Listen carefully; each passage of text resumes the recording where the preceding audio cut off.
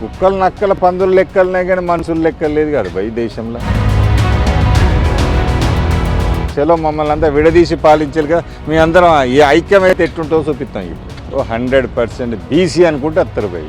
బీసీల గురించి పోరాడాలనుకున్నాడు ఈ మీటింగ్కి వస్తాడు. నాకు బీసీలు అవసరం లేదు, నాకు సీట్లే అవసరం, దొరల దగ్గర ఉండడమే అవసరం అనుకుంటే వాళ్ళు అక్కడ. ఇవాళ బీసీల పక్షపాతి అయితే ఇటుంటాడు.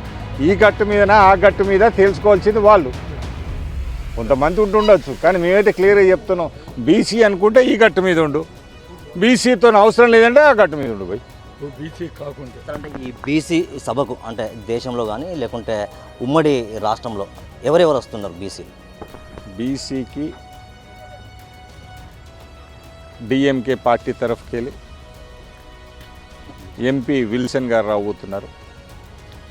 ఆర్జేడీ పార్టీకి వెళ్ళి మీసా యాదవ్ రాబోతున్నారు. ఎస్పీ పార్టీకి వెళ్ళి సమాజ్వాదీ పార్టీకి వెళ్ళి ధర్మేందర్ యాదవ్ గారు రాబోతున్నారు. అండ్ మన అందరికీ తెలిసిన ఆర్ కృష్ణయ్య కూడా రాబోతున్నారు, ఎంపీ గారు, బీజేపీ ఎంపీ ఆర్ కృష్ణయ్య గారు. వీరితో పాటు బండ ప్రకాష్ అన్న, సారన్న, మధుసూనాచారి గారు, తీర్మాల్ మల్లన్న, అందరూ ఒకే వేదిక మీద బీసీ పార్టీలన్నీ చూడబోతున్నాం మనం.